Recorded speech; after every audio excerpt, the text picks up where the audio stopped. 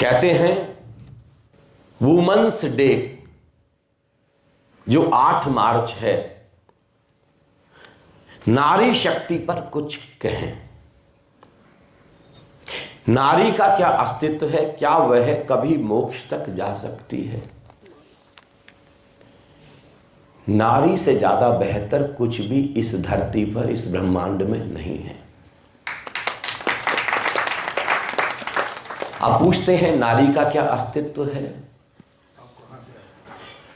ये जो गौतम बुद्ध हैं जो परम ज्ञान को उपलब्ध हुए, ये जो महावीर हैं जो परम ज्ञान को उपलब्ध हुए, केवल ज्ञान को उपलब्ध हुए, ये जो कृष्ण हैं जिन्होंने स्थित प्रज्ञता के गौरी शंकर छुए, वो चाहे आइंस्टीन हैं या न्यूटन हैं, वो एडिसन हैं, चाहे श्री एपीजे अब्दुल कलाम हैं, और चाहे नेताजी सुभाष चंद्र बोस हैं, और चाहे आज भारत के प्रधानमंत्री नरेंद्र दामोदर दास मोदी जी हैं, इन सबको किसने जन्म दिया? किसी नारी ने या हवा ने? ये सब जितनी भी दुनिया की प्रतिभाएं हैं, इन सबको नारी ने ही जन्म दिया। इसलिए नारी से ज्यादा सुंदर यहां पर कुछ भी नहीं है। उससे बड़ा सजन यहां कोई कर ही नहीं सकता। हम कहते हैं जो प्रकृति है, जो परमात्मा है, उसने पूरे ब्रह्मांड का सृजन किया, क्रिएशन किया, और उसी में से जो नारी है वो एक तरीके से पूरी प्रकृति का हिस्सा है। इसलिए नारी को कभी कभी प्रकृति बोला जाता है। प्रकृति मतलब जो कृति से भी पहले है, यानी क्रिएशन से भी पहले प्रकृति, यानी बिफोर क्रिएशन, जहां से क्रिएशन शुरू हुआ है। अगर नारी नहीं है तो फिर प्रेम भी नहीं है। प्रेम की प्रतिमूर्ति है नारी। आप कहते हैं नारी शक्ति के बारे में कुछ करें, नारी ही हकीकत में शक्तिवान है। 9 महीने तक अपने गर्भ में जगह देना, 9 महीने तक, और 9 महीने के बाद भी जब बच्चा गर्भ से बाहर आता है, मेडिकल साइंस कहती है बच्चे को पैदा होने में जितना दर्द होता है, उसके 5वें हिस्से के दर्द में पुरुष की मृत्यु हो जाती है। इतना पेन उसको सहन होता है वहां पर। फिर पूरी पूरी रात जागती है। जब एक बच्चा जन्म लेता है, केवल एक बच्चे ने जन्म नहीं लिया, एक साधारण सी स्त्री का भी जन्म हुआ मां के रूप में। एक बच्चे का और मां का पैरेलल, समानांतर, युगपत जन्म होता है दोनों में। अब तक क्या था? वो अपनी मर्जी से सो सकती थी, अपनी मर्जी से जग सकती थी, अपनी मर्जी से भोजन कर सकती थी, अपनी मर्जी से कहीं आ सकती थी, अपनी मर्जी से कहीं जा सकती थी। अब बच्चा जब जगेगा तब उसको जगना है, अब बच्चा जब सोएगा तब उसको सोना है, बच्चा जब दूध मांगेगा तब उसको दूध देना है, भोजन देना है। अब पूरा का पूरा उसका बच्चे के तरीके से चलना है। ये पुरुष कभी भी नहीं कर सकता।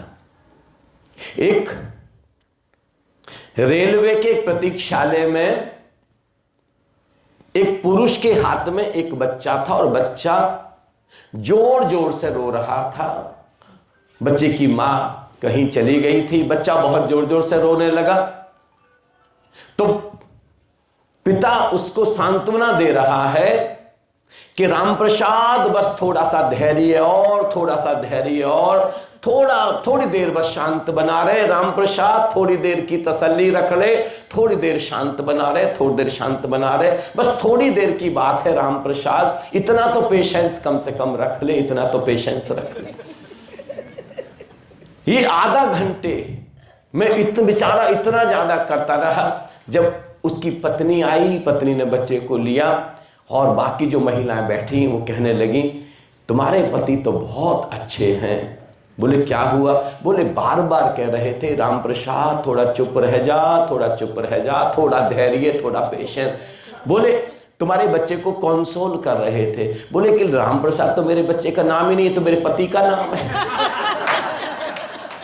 इच्छा हो रही है बच्चे का गला दबा दूं।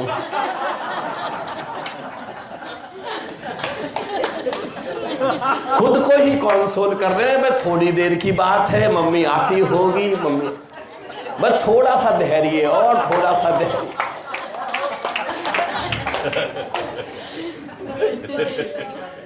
ये जो पुरुष महिलाओं को थोड़ा कमजोर कहते हैं, जरा कल्पना करें, 9 महीने गर्भ की तो बात छोड़ो, 9 महीने एक मुष्टि के बच्चे को, चूहे के बच्चे को रख के दिखाएं, 9 दिन, और बच्चा जब पैदा हो गया है 3 दिन भी कोई पुरुष बच्चे के साथ पूरी तरह जी के दिखा दे, या तो बच्चे की गर्दन दबा देगा या अपनी दबा देगा, दोनों में से एक। इतना पेशेंस, इतना धैर्य है महिलाओं में, कितनी करुणा है महिलाओं में, नारी में, कितनी शक्तिवान है। और पुरुषों को बहुत पहले, हजारों हजारों साल पहले पता चल गया कि नारी ज्यादा ताकतवर है, नारी ज्यादा शक्तिवान है, उसके पास प्रेम है, हृदय है उसके पास, करुणा है उसके पास, भक्ति है उसके पास, भाव है, इमोशंस है उसके पास में, और वो बहुत ही कमजोर है। और पुरुष बुद्धि के तल पर जीता है और कोई स्त्री हृदय के तल पर जीती है, और बुद्धि में सारा अहंकार है, और अहंकार कभी भी स्वीकार करने को राजी नहीं होता कि कोई मुझसे भी ज्यादा ताकतवर है। तो पुरुषों ने एक पूरी तरीके से सुनियोजित ढंग से, पूरी प्लान्ड तरीके से एक खेल खेला कि महिलाओं को कैसे कमजोर सिद्ध किया जाए। उन्होंने उनके अंदर भरना शुरू किया, तुम कमजोर हो, तुम कमजोर हो, तुम कमजोर हो, तुम कमजोर हो, तुम कमजोर, तुम हमारे बिना नहीं जी सकती। और विशेष रूप से उनको यहां देखो, यहां पर बिंदी लगा दी ना, बिंदी शिव नेत्र पर, जिससे कि उनका ख्याल यहां पर बना रहे। ये हिप्नोसिस का केंद्र है, it is the centre of hypnosis, जहां से व्यक्ति को हिप्नोटाइज किया जा सकता है। यहां बिंदी लगा करके और उनको लगातार लगातार हिप्नोटाइज किया गया, सम्मोहित किया गया, तुम कमजोर हो, तुम बिना पुरुष के नहीं जिंदा रह सकती। जब छोटी हो तो पिता की उंगली पकड़ के चलना है, जब जवान हो गई तो पति की उंगली पकड़ के चलना है, जब बुजुर्ग भी हो गई तो बेटे की। तुम अपने आप सरवाइव नहीं कर सकती। और हैरानी की बात यह हुई कि महिलाएं भी हिप्नोटाइज्ड हो गई। एक हिप्नोसिस डाला गया यहां शिवनेत्र पर, 2 हिप्नोसिस डाले गए बिंदी लगा करके। अब तुमने किसी एक व्यक्ति की बिंदी लगा ली, उसके नाम की, और सिंदूर भर लिया। अब अगर जरा सा भी किसी और पुरुष की तरफ देखा भी तो फिर पाप हो जाएगा, पाप हो जाएगा, पाप हो जाएगा, पाप हो जाएगा। इतना हिप्नोटाइज कर दिया। ये सज्जन कहीं भी मुंह मारते फिरे, लेकिन महिला ने कहीं देखा तो पाप हो जाएगा। अब ये हिप्नोटाइज नहीं है, ये किसी, इनको कोई पाप वाप नहीं लगता, ये रोज प्रेमिका बदल सकते हैं। लेकिन महिलाओं के इतने अंदर, वो सच में अगर वो किसी को देख भी लेती हैं, कोई अच्छा भी लगता है उनको, ऐसा तो नहीं होगा कि नहीं अच्छा लगेगा, लगेगा ही, तो उनको अंदर लगता है कि तो पाप हो रहा है। इतना हिप्नोटाइज कर दिया गया, इतना सम्मोहन। ये सब जानबूझ करके एक योजना के तहत किया गया। आज भी सारी दुनिया को पता है कि महिलाएं शक्तिशाली हैं, लेकिन महिलाओं के जो गुण हैं वो शक्तिशाली हैं। उनका जो प्रेम है, उनकी जो करुणा है, उनके जो इमोशंस हैं, उनका जो धैर्य है। और अभी क्या हो गया है, नारी शक्ति के नाम पर जो भी पूरे विश्व में हो रहा है वो उचित नहीं है। हम क्या कह रहे हैं, पुरुषों की बराबरी करनी। क्यों करनी पुरुषों की बराबरी? पुरुष बिल्कुल अलग है, महिलाएं बिल्कुल अलग हैं। ये कठोर हैं, पत्थर दिल है पुरुष, इनकी क्या बराबरी करनी? हद हो गई है। कठोर व्यक्ति की, पत्थर दिल व्यक्ति भी की क्या कोई बराबरी हो सकती है क्या? कहीं कोई बराबरी नहीं है। वो बुद्धि के तल पर जी रहे हैं, महिला हृदय के तल। अब महिलाएं भी जब बुद्धि के तल पर जिएंगी तो फिर पुरुषों की बराबरी तो छोड़ो, फिर वो और भी नीचे। और यही हो रहा है। महिलाओं को अपने गुण नहीं छोड़, बराबरी का मतलब ये नहीं है गुण नहीं छोड़ रहे हैं अपने। और इसलिए जो महिलाओं को जो जॉब हैं, जो व्यापार हैं, वो भी अपनी प्रकृति के अनुरूप ही करने ठीक हैं, जहां पर प्रेम हो। अब जैसे नर्सिंग का काम अगर कोई महिला करे तो वहां पर उनकी जो सहज गुण है वो विकसित होंगे, क्योंकि मेडिकल में वहां प्रेम की, करुणा की जरूरत होगी, हृदय की जरूरत होगी, किसी की सेवा की जरूरत होगी। टीचिंग जॉब में चले जाएं तो पढ़ाई, जब बच्चे पढ़ रहे हैं तो पढ़ाने में भी वहां पर प्रेम और करुणा की जरूरत है। कुछ ऐसे जॉब, कुछ ऐसे व्यापार जो हकीकत में जहां पर प्रेम, करुणा, सेवा, ये सहज गुण हैं, वो महिलाओं को चुनने चाहिए। अभी हम नकल करने लग गए हैं, अब कपड़े भी हम ऐसे ही पहनने लग गए हैं। अब हम जीन्स पहन रहे हैं, इतनी टाइट जीन्स पहन रहे हैं हम, बिल्कुल स्किन फिट। अब महिलाओं के पास यूटेरस है, पुरुषों के पास तो नहीं है ना। अब वो यूटेरस पूरा दब जाता है, वहां पर गांठें बननी शुरू हो जाती हैं, टाइट जीन्स की वजह से सिस्ट बन जाती है, बाद में फिर गर्भधारण में इतनी परेशानी होती है। हम महिलाओं के सहज गुणों को विकसित करें, महिलाएं अपने अंदर ये ख्याल लाएं कि वो हकीकत में शक्तिशाली। और रही मोक्ष की बात, आप पूछते हैं कि मोक्ष को उपलब्ध हो सकती है कि नहीं। ध्यान तक की यात्रा संकल्प से होती है, और समाधि की यात्रा में संकल्प की रत्ती भर में भी जरूरत नहीं है। समाधि प्रसाद है, परमात्मा हमारे ऊपर बरसता है, हमें बस प्रतीक्षा करनी है। ध्यान में और समाधि में इतना अंतर होता है कि आप संकल्प पूर्वक परमात्मा के द्वार तक गए और आपने परमात्मा का द्वार खटखटाया, ये है ध्यान। फिर परमात्मा दरवाजा खोल के आपसे मिलने आया, ये है समाधि। और उसमें प्रतीक्षा, इतना प्रतीक्षा चाहिए कि परमात्मा द्वार खोलेगा और मुझ तक आएगा, पैसिविटी। और ये प्रतीक्षा केवल महिला में है, पुरुष में नहीं है। पुरुष तो जरा सा भी अट्रैक्ट हो जाए ना महिला की तरफ, जरा सा भी, तो उसको जल्दी, कितनी जल्दबाजी होती है, कब बोलूं, जल्दी से बोलूं आई लव यू, जल्दी से बोलूं। और अब तो बड़ी सुविधा हो गई है, व्हाट्सएप, पहले तो सुविधा नहीं थी, तो थोड़ा सा फिर भी टाइम बीत जाता था लेटर वगैरह लिखने में, लेटर पहुंचाना, कभी कभी गलत हाथों में ही चला जाता था, कभी कभी तो पिता के हाथ ही लग जाता था। आज बहुत सुविधा है, और महिला अगर उसको प्रेम हो जाए तो पूरी जिंदगी प्रतीक्षा कर सकती है। क्या बात है। और खुद कभी नहीं कहेगी कि मैं तुमको प्रेम करती हूं, उसी से कहलवाएगी। ये जो प्रतीक्षा का गुण है, ये समाधि, और समाधि से ही मोक्ष है। महर्षि पतंजलि ने ध्यान को 7वें कदम पर रखा है और समाधि को 8वें कदम पर। तो ध्यान तक की यात्रा तो पुरुष के लिए सुलभ हो गई। अब ध्यान में तो बहुत आसानी से चले जाएंगे, दृष्टा हो जाएंगे, साक्षी हो जाएंगे। वहां पर द्वैत है, दो है, समाधि में द्वैत नहीं है, मिटना है, और पुरुषों को मिटना आता ही नहीं। पुरुष प्रेम के क्षणों में भी अपनी पत्नी के साथ, जब पुरुष प्रेम के क्षणों में है, तब भी वो सज्जन आंखें खोल करके देखते रहते, पता नहीं क्या देख रहे हैं वो। महिला आंख बंद करके मिट गई है, वहां पर उसको अद्वैत फलित हो गया। और समाधि के लिए यही तो शर्त है अद्वैत की।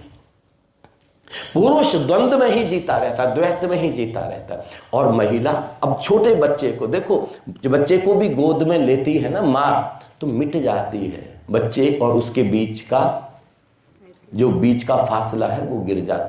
माँ के गर्भ में जब बच्चा है तो गर्भ में बच्चे को ऐसे जी रही है जैसे वो उसी की चेतना है, जैसे वो उसी का होना, उसी की आत्मा, वो मिट गई है बच्चे के साथ। बच्चे को दूध पिलाते हुए, बच्चे को खिलाते हुए, बच्चे को कुछ भी, ऐसे ही पति के साथ, ऐसे ही प्रेमी के साथ में वो मिटती है। और समाधि के लिए मिटना ही शर्त है। इसलिए मोक्ष की यात्रा महिलाओं के लिए जितनी आसान है उतने पुरुषों के लिए आसान नहीं है। समाधि की जब यात्रा शुरू होगी, पुरुषों को तो स्त्रैणता सीखनी है, वो स्त्रैण चित्त के हो जाएं, ये उनको कला सीखनी है। जब वो स्त्रैण चित्त के होंगे तब गहरी समाधि में प्रवेश होगा। इसलिए ज़्यादातर पुरुष, जितने भी पुरुष पहुँचे हैं, जब वो पहुँचते हैं समाधि में तो स्त्रैण चित्त के हो जाते हैं और वो भी महिलाओं जैसा व्यवहार करते हैं। नानक कहते हैं मैं बंजारन राम की, ये नहीं कहते मैं बंजारा राम का, क्या बोलते मैं बंजारन राम। मैंने भी एक गीत लिखा था जब मैं समाधि को उपलब्ध हुआ, मेरे सदगुरु ने पकड़ी है बाह, नहीं तो मैं बह जाती। मेरे सदगुरु ने मेरी बाहें पकड़ ली, नहीं तो मैं कहीं बह। स्त्रैण चित्त के आप हो जाते हैं। स्त्रैण चित्त बहुत जरूरी है समाधि के लिए। तो जो लोग कहते हैं कि महिलाओं को मोक्ष नहीं मिल सकता, मैं उनको कहना चाहता हूँ महिलाएं मोक्ष को बहुत आसानी से उपलब्ध हो सकती हैं और विशेष रूप से आनंदम में। जब वो ओंकार को जानेंगी तो बहुत आसान, महिलाओं की यात्रा बहुत सुलभ है, बहुत सुगम है। तो मैं वुमेन्स डे पर इतना ही सारे विश्व की, भारत की और सारी विश्व की बहनों से, माताओं से, महिलाओं से, नारी शक्ति से एक ही निवेदन करना चाहता हूँ कि वो अपनी शक्ति को पहचाने, अपने केंद्र को पहचाने। उनका केंद्र बुद्धि नहीं है, हृदय है। यहाँ तो हम इतना अन्याय करते हैं महिलाओं के साथ में कि झांसी की रानी लक्ष्मीबाई, पति तो कुछ कर नहीं पाए और उसने तलवार उठाई अपने देश की रक्षा के लिए। तो उसके लिए भी हमने गीत गाया, महिलाओं वाला गीत नहीं गाया। क्या गीत गाया? खूब लड़ी मर्दानी वह तो झांसी वाली, मतलब उसको मर्द की संज्ञा दे दी। हद नहीं हो गई है बिल्कुल। उसमें स्त्रैण गुण है, महिला के गुण हैं, लेकिन अब पुरुष का अहंकार है, उसको भी मर्दानी कह रहे हैं, जिससे कि लगे कि चलो ये क्या करें, बेचारी इसलिए युद्ध कर पाई कि मर्द वाले गुण थे। नहीं, स्त्रैणता दुनिया का सुंदरतम गुण है, उससे ज़्यादा सुंदर कोई गुण नहीं है। तो मैं बहुत बहुत बधाई देता हूँ वीमेंस डे पर सारी महिलाओं को, सारी नारियों को, सारे पुत्रों को। विशेष रूप से आज महिला दिवस पर मैं कहना चाहता हूं, बेटे और बेटियां इस बात का ख्याल रखें कि अगर माँ 9 महीने आपको गर्भ में रखने से इनकार कर देती तो आज आपका अस्तित्व धरती पर नहीं होता। आज आपका अस्तित्व धरती पर केवल इसलिए है कि किसी ने 9 महीने आपके लिए कष्ट उठाया, अपने खून से सींचा, अपने प्राणों से आपको सींचा। कितना दर्द होता रहा, कितने महीने तक तो भोजन नहीं पचा, वॉमिट होता रहा कितने महीने तक। फिर आप गर्भ के बाहर आए और कितना पेन से गुजरी माँ हमारी। फिर कभी माँ बेशक भूखी रह गई हो, लेकिन बच्चे को भूखा नहीं रहने दिया। खुद कितनी बार गीले में सो गई हो, लेकिन बच्चे को कभी गीले में नहीं सोने दिया। और हम बड़े हो जाते हैं तो कितनी कितनी हद की बात है, हम उसी माँ को भूल जाते हैं। नहीं, इस वीमेंस डे पर सारे बेटे, सारी बेटियां संकल्प लें कि अपनी माँ का आदर करें, सम्मान करें। वो बूढ़ी हो गई है, देखो माँ कितनी बार हमको खिलाती थी, खिलाती कि नहीं, कितनी बार खिलाती, और कभी कोई प्रश्न चिन्ह खड़ा करती, और जब बूढ़ी हो गई तो हम एक दिन भी नहीं खिलाते। कितनी हैरानी की बात। एक बच्चा है, कितनी बार बच्चे ने पूछा, सैकड़ों बार बच्चे ने पूछा। एक बेटा मां पर चिल्ला रहा था, मां ने बेटे से कुछ पूछा कि बेटे ये क्या है, तो बेटे ने बता दिया। फिर दूसरी बार पूछा, मेमोरी थोड़ी कम हो गई थी, पूछा भूल गई ये क्या है, बेटे ने फिर बता दिया। तीसरी बार जब पूछा तो बेटे पर चिल्ला करके पड़ा, माँ पर चिल्ला के पड़ा बेटा। माँ ने कहा कि देख वो जो कौआ बैठा है ना, तूने 130 बार पूछा था, 130 बार ये क्या है, ये क्या है, और मैंने तुझको 130 बार उसी प्रेम से बताया। मैं झल्ला झल्ला करके नहीं पड़ी थी तेरे ऊपर। अब बूढ़ी हो गई, बुजुर्ग हो गई, और ये बहुओं को भी समझना पड़ेगा, और ये बहुओं को भी ये समझना पड़ेगा एक दिन आपको भी बूढ़ा होना है, एक दिन आपको भी बुजुर्ग होना है। ये चीज़ आप याद रखें, इसलिए सम्मान दें। कितनी हैरानी की बात है, हर बेटी चाहती कि उसकी माँ का तो सम्मान हो, लेकिन सास को सम्मान देना नहीं चाहती। फिर ऐसे कैसे हो पाएगा? वहाँ पर भी कोई बेटी आई है, हम संतुलन में लेके आए। और सबसे बड़ी चीज़ तो ये है, नारियां ही नारियों की शत्रु हो गई हैं। अभी जो सीरियल भारतवर्ष में पेश किए जा रहे हैं एकता कपूर जी के द्वारा, देखो कैसे सीरियल दिखा, महिलाओं की दुश्मन हो गई हैं वो। एक ही घर में 5 महिलाएं और 5 षड्यंत्र रच रही हैं। भारत के खिलाफ एक साजिश रचने की कोशिश की जा रही है। ऐसा कहीं पर हो रहा है क्या? लेकिन जानबूझ करके परिवारों को बखेरने के लिए, परिवारों को तोड़ने के लिए, कि जो परिवार का जो स्ट्रक्चर है, जो ढांचा है, अब केवल भारत में ही बचा है और कहीं तो बचा नहीं, ये भी टूट जाए ये ढांचा, उसके लिए सारी तैयारी चल रही है। नहीं, इसको नहीं बिखरने देना, हमको परिवार को परिवार ही रखना। और एक संयुक्त परिवार में जो आनंद है वो अलग अलग नहीं। एक छोटा सा, अब मैं देखता हूं, मैं जाता हूं हजारों परिवारों में, एक बच्चा है, देखो बच्चा, केवल मां है और केवल पिता है। अब बच्चा ऐसा लचर पचर हो गया है, अब वो मां के अलावा, पिता के अलावा कहीं जाता ही नहीं, इतना फोकस्ड हो गया, ना कहीं खेलता, ना कहीं उठता, ना कहीं बैठता, ना किसी से बात कर। ये बच्चा जब विकसित होगा, बड़ा होगा, तो उसका जो ब्रेन है वो फुली डेवलप्ड नहीं हो सकता। वो अब एकांगी होगा बच्चा, इंट्रोवर्ट होगा बच्चा।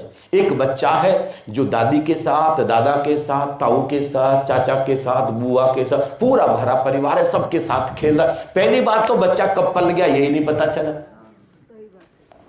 फिर सबके साथ खेल रहा है, उसका ब्रेन डेवलप हो रहा है, वो कहीं पर भी ऐसे उलझ नहीं, क्योंकि उस बच्चे को समाज में भी जाना है।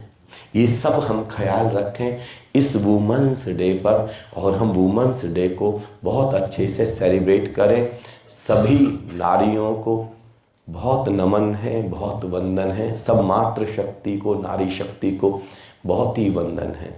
बहुत मंगल हो और उनका बहुत विकास हो। बहुत बहुत धन्यवाद। Thank you lot of